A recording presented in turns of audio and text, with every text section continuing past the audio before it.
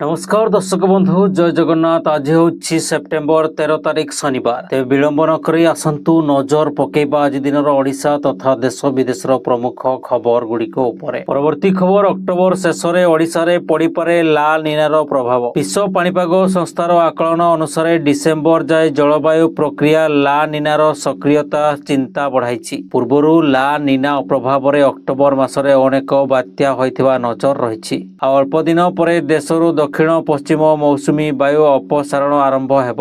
ए समय किछि कारक चलित वर्ष बात्या आशंका सह बात्या वातावरण को अनुकूल करिछि। नेगेटिव आईओडी एवं ला निना सक्रिय रहिले बात्या सृष्टि निमंते परिवेश को अनुकूल करिथाय। तबे अक्टोबर मासरे बात्या भय रहिथाय। दर्शक बंधु चैनल टी को जदि एबे जाय सब्सक्राइब करि नहंती तेबे सब्सक्राइब करी पाखर थिबा ऑल बेल नोटिफिकेशन आइकन टी को दबाई दियंतु, जहा फल प्रत्येक दिन सर्वप्रथमे आपण ताजा खबर गुडी को जानि परिबे। एवं वीडियो टी आपण केउ जिल्लारो देखुछंती कमेंट माध्यम रे जणांतु। परवर्ती खबर पाणीपाग विभागर पूर्वानुमान अनुसार आज राज्य रे प्रबलरु अति प्रबल वर्षा हेबार संभावना रहिछि। परवर्ती खबर पीएम किसान अपडेट अवधि वृद्धि कले सरकार। केआईसी अपडेट अवधि पई 6 मास वृद्धि करिसेंती राज्य सरकार। सीएम किसान हिताधिकारी पीएम किसान केआईसी अपडेट करि परिबे। सीएम किसान रे 51,54,000 हिताधिकारी शामिल अछंती। पीएम किसान रे 34,85,000 हिताधिकारी शामिल अछंती। प्रधानमंत्री किसान योजनार 21तम किस्ती पई अपेक्षा करिथिबा लक्ष लक्ष चाषींक पई एक सतर्क आसीछि।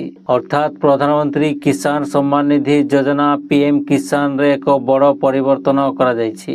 प्रधानमंत्री किसान योजना पीएम किसान अधीन रे पंजीकृत चाषी मानक पई ईकेवाईसी करिबा एबे बाध्यतामूलक करा जायछि। हिताधिकारींक परिचय जांच करिबा एवं ठकेइरु रक्षा पाइबा पई सरकार एही प्रक्रिया कार्यकारी करिसेंती। परवर्ती खबर पर्यटन विकास पई पानी भली अर्थ खर्च करा जिवो। प्रस्तुत होउछि मास्टर प्लान। नुआ रूप नेब हीराकुद। हेले एहाकु नै चिंता प्रकट करछंती जल संपद विभागर वरिष्ठ जंत्री। संबलपुर बरगड़ झारसुगुड़ा जिल्लार 3000 एकर जमी अधिग्रहण करिबो इडको। एथि पई 2000 एकर जमी चिन्हट होइछि। बाकी 1000 एकर जमी पई चालिछि प्रक्रिया। जमी अधिग्रहण परे विभिन्न होटेल मालिकंकु लीज सूत्र रे दिया जिवो। निर्माण हेबो रिसोर्ट होटेल। एसबु हेले डैम प्रति विपद रहिबो बोली चिंता प्रकट करछंती जल संपद विभागर पूर्वतन 2 वरिष्ठ जंत्री। कनसर्ट पार्क भासमान होटेल रिसोर्ट क्रूज टर्मिनाल निर्माण हेबो। एथि पई टेंडर सरिथिबा सूचना मिलिछि। प्रथम पर्याय रे खर्च हेबो 100 कोटी। परवर्ती पर्याय पई जल संपद विभाग को एनओसी मागिछि परिवर्तन विभाग। परवर्ती खबर प्रधानमंत्री नरेंद्र मोदी आज मणिपुर गस्तरे जिबे। प्रधानमंत्री को स्वागत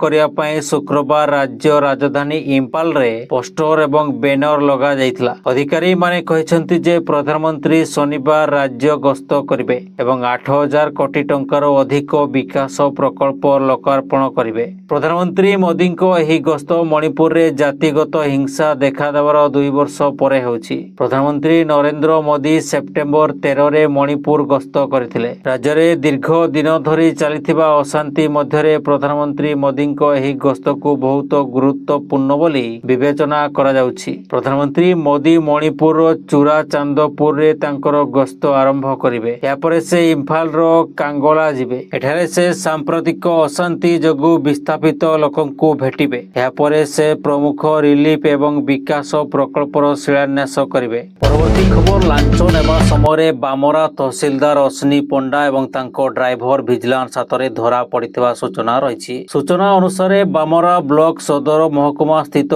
गोविंदपुर भिक्की नायक एक जमी म्यूटेशन एवं किसम परिवर्तन पई बामरा तहसील ऑफिस रे आवेदन करथिले। मात्र उक्त कार्य पई तहसीलदार अश्विनी पंडा लांच मागी आसुथबा भिक्की संबलपुर विजिलेंस पाखरे अभियोग करथिले। शुक्रवार दिन प्राय 11टा समय रे तहसीलदार को ड्राइवर थिबा प्रवीण कुमार तहसीलदार को निर्देश क्रमे लांच पई 15,000 टंका नेउथबा समय रे विजिलेंस टीम माडी बसिथिले। तहसीलदार अश्विनी पंडा एवं तांको ड्राइवर थिबा प्रवीण कुमार को अटक रखी संबलपुर को नेइथिबा जणा पड़िछि। घटनार जांच परे परवर्ती कार्यानुष्ठान ग्रहण कराजिबो बोली विजिलेंस पक्षरु कहा जायछि। परवर्ती खबर मते राजनीतिक भाव ଭାବେ ଟାର୍ଗେଟ କରାଯାଉଛି। ଟଙ୍କା ଦେଇ ମିଡିଆରେ ମୋ ବିଷୟରେ ଅପପ୍ରଚାର କରାଯାଉଛି। କେନ୍ଦ୍ର ସଡ଼କ ପରିବହନ ମନ୍ତ୍ରୀ ନୀତିନ ଗଡ଼କରୀଙ୍କ ଏଭଳି ଅଭିଯୋଗକୁ ନେଇ ଚର୍ଚ୍ଚା ଆରମ୍ଭ ହୋଇଛି।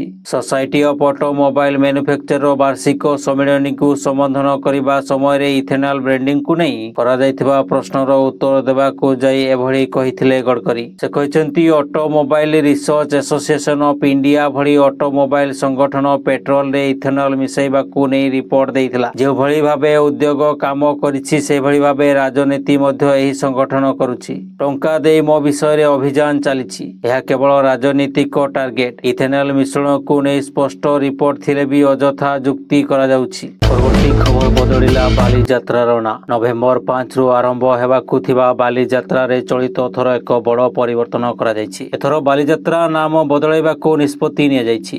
ଏ ମେଳାର ନୂଆ ନାମ ହେଲା ଐତିହାସିକ ବାଲିଯାତ୍ରା କଟକ 2025। ଆଗରୁ କେବଳ ଐତିହାସିକ ବାଲିଯାତ୍ରା ଲେଖାଯାଉଥିଲା। ସୂଚନା ମୁତାବକ ନଭେମ୍ବର 5ରୁ 12 ପର୍ଯ୍ୟନ୍ତ ଅନୁଷ୍ଠିତ ହେବ ଚଳିତ ବର୍ଷର ବାଲିଯାତ୍ରା। ଟ୍ରାଫିକ ଜାମ୍ ପାଇଁ ଉପର ବାଲିଯାତ୍ରା ପଡ଼ିଆରେ ଏଥର ବାଲିଯାତ୍ରା ହେବ ନାହିଁ। 34 ଏକର ପରିବର୍ତ୍ତେ ଏଥର 60 ଏକର ଜାଗାରେ ବାଲିଯାତ୍ରା ହେବ ବୋଲି ଜଣାପଡ଼ିଛି। ପରବର୍ତ୍ତୀ ଖବର ଶୁକ୍ରବାର 15ତମ ଉପରାଷ୍ଟ୍ରପତି ଭାବେ ଶପଥ ଗ୍ରହଣ କରିଛନ୍ତି ସିପି ରାଧାକ୍ରିଷ୍ଣନ। ଶୁକ୍ରବାର ସକାଳେ ରାଷ୍ଟ୍ରପତି ଭବନରେ ମହାମହିମ ରାଷ୍ଟ୍ରପତି ଦ୍ରୌପଦୀ ମୁର୍ମୁ ରାଧାକ୍ରିଷ୍ଣନଙ୍କୁ ଶପଥ ପାଠ କରାଇଛନ୍ତି। ତେବେ ବଡ଼ କଥା ହେଉଛି ଏହି ଶପଥ ଗ୍ରହଣ ଉତ୍ସବରେ ବିରୋଧୀ ଦଳ ନେତା ତଥା କଂଗ୍ରେସ ସାଂସଦ ରାହୁଲ ଗାନ୍ଧୀ ଅନୁପସ୍ଥିତ ଥିଲେ। ରାହୁଲ ଗାନ୍ଧୀଙ୍କ ଅନୁପସ୍ଥିତି ପାଇଁ ବିଜେପି କଂଗ୍ରେସ ନେତାଙ୍କୁ ସମାଲୋଚନା କରିଥିଲା। ଏପରିକି ବିଜେପି ରାହୁଲ ଗାନ୍ଧୀଙ୍କ ମାଲେସିଆ ଗସ୍ତ ଉପରେ ମଧ୍ୟ ପ୍ରଶ୍ନ ଉଠାଇଛି। ବିଜେପି ରାଷ୍ଟ୍ରୀୟ ମୁଖପାତ୍ର ପ୍ରଦୀପ ଭଣ୍ଡାରୀ ସୋସିଆଲ ମିଡିଆ ପ୍ଲାଟଫର୍ମ ଏକ୍ସରେ ଏକ ପୋଷ୍ଟରେ ଅଭିଯୋଗ କରିଛନ୍ତି ଯେ ରାହୁଲ ଗାନ୍ଧୀ ଏହି କାର୍ଯ୍ୟକ୍ରମକୁ ବୟକଟ୍ କରିଛନ୍ତି। ପ୍ରଦୀପ ଭଣ୍ଡାରୀ ଆହୁରି ଲେଖିଛନ୍ତି ଯେ ରାହୁଲ ଗାନ୍ଧୀ ଭାରତୀୟ ସମ୍ବିଧାନକୁ ଘୃଣା କରନ୍ତି। ରାହୁଲ ଗାନ୍ଧୀ ଭାରତୀୟ ଗଣତନ୍ତ୍ରକୁ ଘୃଣା କରନ୍ତି। ବିଜେପି ମୁଖପାତ୍ର କହିଛନ୍ତି ଯେ ରାହୁଲ ଗାନ୍ଧୀ କିଛି ଦିନ ପୂର୍ବରୁ ଲାଲକିଲ୍ଲାରେ ସ୍ୱାଧୀନତା ଦିବସ ସମାରୋହରେ ଯୋଗ ଦେଇନଥିଲେ ଏବଂ ଗତକାଲି ସେ ଉପରାଷ୍ଟ୍ରପତିଙ୍କ ଶପଥ ଗ୍ରହଣ ଉତ୍ସବରେ ମଧ୍ୟ ଅନୁପସ୍ଥିତ ଥିଲେ।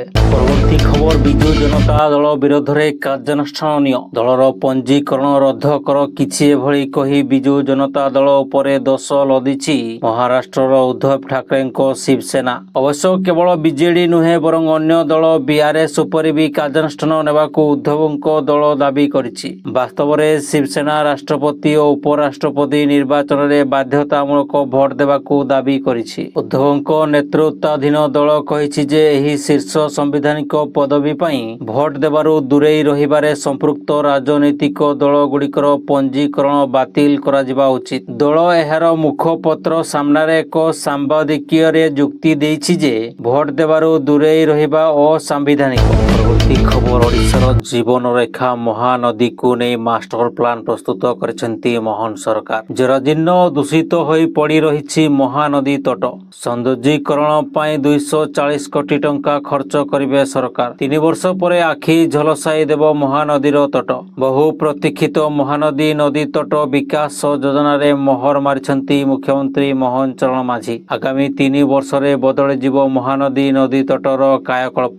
ସମ୍ବଲପୁର ମନ୍ଦିଆଲରୁ ଚୌପୁର, ଭୁବନେଶ୍ୱର ପାଣ୍ଡରା ନିକଟ କୁଆଖାଇ ଏବଂ କୁଶଭଦ୍ରା ନଦୀକୂଳ ଘାଟ ପାଇବ ନୂଆ ରୂପ। ସମ୍ବଲପୁର ମନ୍ଦଲିଆରୁ ଚୌରପୁର, ଭୁବନେଶ୍ୱର ପାଣ୍ଡରା ନିକଟ କୁଆଖାଇ ଏବଂ କୁଶଭଦ୍ରା ନଦୀକୂଳ ଘାଟ ପାଇବ ନୂଆ ରୂପ। ମନ୍ଦଲିଆରୁ ଚୌରପୁର ନଦୀକୂଳର ନବକଳେବର ପାର୍କ, ଖୋଲା ଜିମ୍ ଘାଟର ଉନ୍ନତୀକରଣ, ଆରତୀ ଘାଟ, ଜଗିଂ ଏବଂ ସେଲ୍ଫି ପଏଣ୍ଟ, ସ୍ନାନ ଘାଟ, ଥିମ୍ ପ୍ଲାଜା, ସପିଂ କମ୍ପ୍ଲେକ୍ସ, ଶୌଚାଳୟର ନିର୍ମାଣ ହେବ। 160 କୋଟି ଟଙ୍କା ହେବ ଖର୍ଚ୍ଚ। ସେପରି ଆଖି ଝଲସାଇ ଦେବ କୁଆଖାଇ ଏବଂ କୁଶଭଦ୍ରା ନଦୀ ତଟ। ନଦୀକୂଳ ଘାଟର ବିକାଶ, ଭାସମାନ ଜେଟି, ଲକ୍ ଜେଟ୍, ସେତୁ, ପାର୍କିଂ, ରିଙ୍ଗ ରୋଡ ସଂଲଗ୍ନ ଦୃଶ୍ୟ ପଏଣ୍ଟ ବିକାଶ, ଆଭ୍ୟନ୍ତରୀଣ ପାଦଚଲା ରାସ୍ତା ନିର୍ମାଣ ହେବ। ଏଥିପାଇଁ 3 ବର୍ଷରେ ଖର୍ଚ୍ଚ ହେବ 80 କୋଟି। ମହାନଦୀ କୂଳର ନବକଳେବର ଦ୍ୱାରା ଓଡ଼ିଶା ପର୍ଯ୍ୟଟନକୁ ମିଳିବ ବୁଷ୍ଟର ଡୋଜ୍। ପରବର୍ତ୍ତୀ ଖବର ସ୍ୱତନ୍ତ୍ର ଓଟିଟି ପରୀକ୍ଷା ପାଇଁ ଜିଲ୍ଲାପାଳମାନଙ୍କୁ ଚିଠି। ଆଗାମୀ 27 ତାରିଖରେ ହେବାକୁ ଥିବା OTT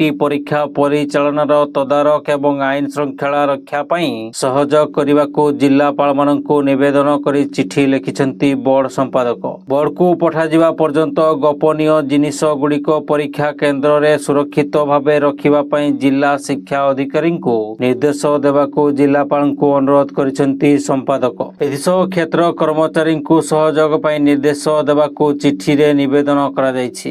ଆସନ୍ତା 27 ତାରିଖରେ ରାଜ୍ୟରେ ହେବ ସ୍ୱତନ୍ତ୍ର OTT ପରୀକ୍ଷା। ସକାଳ 9ଟାରୁ 11:30 ଏବଂ 2ଟାରୁ 4:30 ପର୍ଯ୍ୟନ୍ତ 2ଟି ପର୍ଯ୍ୟାୟରେ ପରୀକ୍ଷା ହେବ। OTT ପରୀକ୍ଷା ପୂର୍ବରୁ ପ୍ରଶ୍ନପତ୍ର ଚୋରି ହେବାରୁ ଜୁଲାଇ 20ରେ ପରୀକ୍ଷା ବାତିଲ ହୋଇଥିଲା। ତାପରେ OTT ପ୍ରଶ୍ନପତ୍ର ଚୋରିକୁ ନେଇ ଖୋଳତାଡ଼ ପରେ ବଡ଼ କେଳେଙ୍କାରୀ ସାମ୍ନାକୁ ଆସିଥିଲା। ପ୍ରଶ୍ନପତ୍ର ଚୋରି ପଛରେ ସମ୍ପୃକ୍ତ ଥିବା ଅଭିଯୋଗରେ ବୋର୍ଡ ଉପସଭାପତି ସମେତ ପ୍ରାୟ 8 ଜଣ କର୍ମଚାରୀ ଗିରଫ ହୋଇଛନ୍ତି। ପରବର୍ତ୍ତୀ ଖବର, ଯଦି ଆପଣ କିସ୍ତିରେ ଆଣି ମୋବାଇଲ ଧରିଛନ୍ତି ତେବେ ଏହି ଖବର ଆପଣମାନଙ୍କ ପାଇଁ ବେଶ ଜରୁରୀ। ଏବେ କିସ୍ତିରେ ମୋବାଇଲ କିଣି ସମୟରେ କିସ୍ତି ନ ଭରିଲେ ଆପଣଙ୍କ ଫୋନ ହୋଇଯାଇପାରେ ଲକ୍। ଭାରତୀୟ ରିଜର୍ଭ ବ୍ୟାଙ୍କ RBI ଲୋନ୍ ଦେଉଥିବା ସଂସ୍ଥାକୁ ଏହି ନିୟମ ଲାଗୁ କରିବାକୁ ବିଚାର କରିଛି। ଏହି ନୂଆ ନିୟମ ଖାସ୍ ସେହି ଲୋକଙ୍କ ପାଇଁ ଯେଉଁମାନେ EMIରେ ମୋବାଇଲ କିଣିଛନ୍ତି କିନ୍ତୁ କିସ୍ତି ଭରୁନାହାନ୍ତି। ପରବର୍ତ୍ତୀ ଖବର, ବଲିଉଡ ଅଭିନେତ୍ରୀ ଦିଶା ପାଟାନୀଙ୍କ ଘରେ ଗୁଳିମାଡ଼। ତାଙ୍କ ବରେଲି ଉତ୍ତର ପ୍ରଦେଶ ସ୍ଥିତ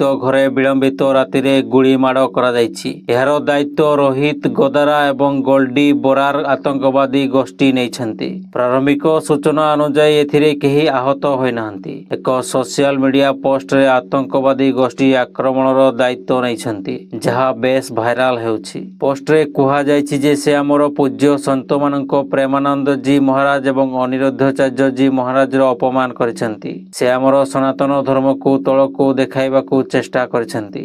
ଆମର ଦେବୀ ଦେବତାମାନଙ୍କର ଅପମାନ ସହ୍ୟ କରାଯିବ ନାହିଁ। ଏହା କେବଳ ଗୋଟିଏ ଟ୍ରେଲର ମାତ୍ର। ପରବର୍ତ୍ତୀ ଥର ଯଦି ସେମାନେ କିମ୍ବା କୌଣସି ଅନ୍ୟ ଆମର ଧର୍ମ ଅନାଦର କରିବେ ତେବେ ସେମାନଙ୍କ ଘରରେ କେହି ଜୀବନ୍ତ ରହିବେ ନାହିଁ। ଏ ବାର୍ତ୍ତା କେବଳ ତାଙ୍କ ପାଇଁ ନୁହେଁ ବରଂ ଫିଲ୍ମ ଜଗତର ସମସ୍ତ ଅଭିନେତା ଏବଂ ସେମାନଙ୍କ ସହ ଜଡ଼ିତ ସମସ୍ତଙ୍କ ପାଇଁ ମଧ୍ୟ। ଏହି ଘଟଣାକୁ ନେଇ ଏବେ ଅଭିନେତ୍ରୀଙ୍କ ଘରେ ସୁରକ୍ଷା ବଢ଼ାଇ ଦିଆଯାଇଛି।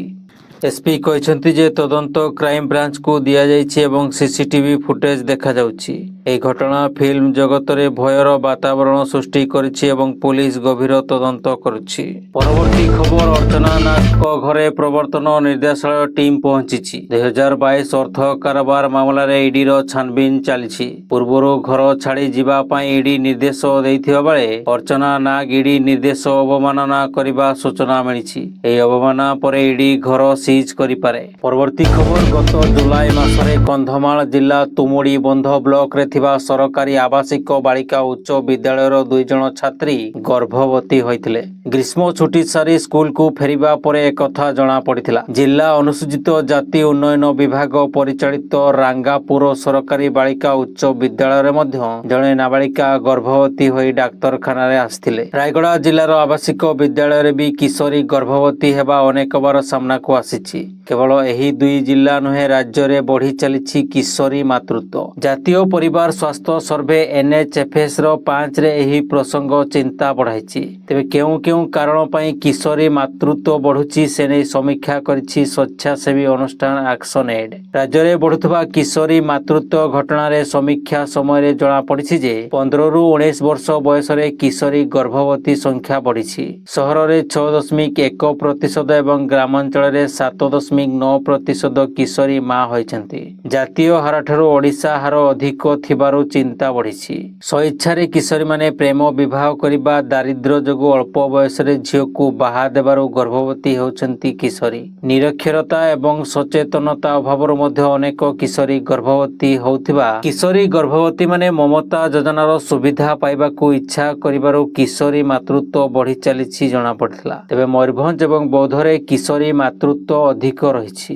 ପରବର୍ତ୍ତୀ ଖବର, ନେପାଳରେ ହିଂସାତ୍ମକ ପ୍ରତିବାଦ ପରେ ଦେଶ ଏକ ବଡ଼ ରାଜନୈତିକ ସଂକଟର ସମ୍ମୁଖୀନ ହୋଇଥିଲା। କେପି ଶର୍ମା ଓଲିଙ୍କ ସମେତ ଅନେକ ବରିଷ୍ଠ ମନ୍ତ୍ରୀ ସେମାନଙ୍କ ପଦରୁ ଇସ୍ତଫା ଦେଇଥିଲେ। ଏହି ସମୟରେ ନେପାଳର ପରିସ୍ଥିତିରେ ଅନେକ ପରିବର୍ତ୍ତନ ଦେଖିବାକୁ ମିଳିଥିଲା। ହେଲେ ଏବେ ନେପାଳକୁ ଜଣେ ନୂଆ ପ୍ରଧାନମନ୍ତ୍ରୀ ମିଳିଛି, ତାହା ପୁଣି ପ୍ରଥମ ମହିଳା ପ୍ରଧାନମନ୍ତ୍ରୀ, ଯିଏକି ପ୍ରଥମ ଥର ପ୍ରଥମ ମହିଳା ମୁଖ୍ୟ ବିଚାରପତି ମଧ୍ୟ ଥିଲେ। ସେ ଆଉ କେହି ନୁହନ୍ତି ନେପାଳର ନୂଆ ଅନ୍ତରୀଣ ପ୍ରଧାନମନ୍ତ୍ରୀ ସୁଶୀଳା କାର୍କି। କାର୍କିଙ୍କ ନାଁରେ ମୋହର ବାଜିଛି। କାର୍କିଙ୍କ ନାଁ ଉପରେ ସମସ୍ତ ପ୍ରମୁଖ ରାଜନୈତିକ ଦଳ ଏବଂ ଜେନ୍-ଜେଡ୍ ପ୍ରତିବାଦ ଗୋଷ୍ଠୀର ପ୍ରତିନିଧିମାନଙ୍କ ସହମତି ଥିଲା। ଏବେ ଜେନ୍-ଜେଡ୍ ପ୍ରତିବାଦକାରୀଙ୍କ ସମସ୍ତ ଦାବି ଗ୍ରହଣ କରାଯାଇଛି। କାର୍ଯ୍ୟାଳୟ ଅନୁଯାୟୀ ନେପାଳରେ ଅନ୍ତରୀଣ ପ୍ରଧାନମନ୍ତ୍ରୀଙ୍କ ଶପଥ ଗ୍ରହଣ ଉତ୍ସବ ଗତକାଲି ରାତି 9ଟାରେ ଅନୁଷ୍ଠିତ ହୋଇଛି। ସୁଶୀଳା କାର୍କିଙ୍କ ବୟସ 73 ବର୍ଷ ଏବଂ ସେ ନେପାଳର ପ୍ରଥମ ମହିଳା ପ୍ରଧାନମନ୍ତ୍ରୀ ହୋଇଛନ୍ତି। ପରବର୍ତ୍ତୀ ଖବର, ସୁନା ଓ ରୂପାର ଦର ଏକ ରକେଟ୍ ଗତିରେ ବୃଦ୍ଧି ପାଉଛି। ଗୋଟେପଟେ MCXରେ ସୁନା ମୂଲ୍ୟ ସମସ୍ତ ପୁରୁଣା ରେକର୍ଡ ଭାଙ୍ଗି ପ୍ରଥମ ଥର ପାଇଁ ପ୍ରତି 10 ଗ୍ରାମରେ 1,05,729 ଟଙ୍କାର ନୂତନ ସର୍ବୋଚ୍ଚ ସ୍ତରରେ ପହଞ୍ଚିଛି। ସେହିପରି ରୂପାର ମୂଲ୍ୟ ମଧ୍ୟ ଦ୍ରୁତ ଗତିରେ ବୃଦ୍ଧି ପାଇଛି ଏବଂ ଏହି ମୂଲ୍ୟବାନ ଧାତୁ 1,24,990 ଟଙ୍କା ପ୍ରତି କିଲୋଗ୍ରାମରେ କାରବାର କରୁଛି। କେବଳ ମଲ୍ଟି କମୋଡିଟି ଏକ୍ସଚେଞ୍ଜରେ ନୁହେଁ, ଘରୋଇ ବଜାରରେ ମଧ୍ୟ ସୁନା ଏବଂ ରୂପାର ମୂଲ୍ୟ ଦ୍ରୁତ ଗତିରେ ବୃଦ୍ଧି ପାଇଛି।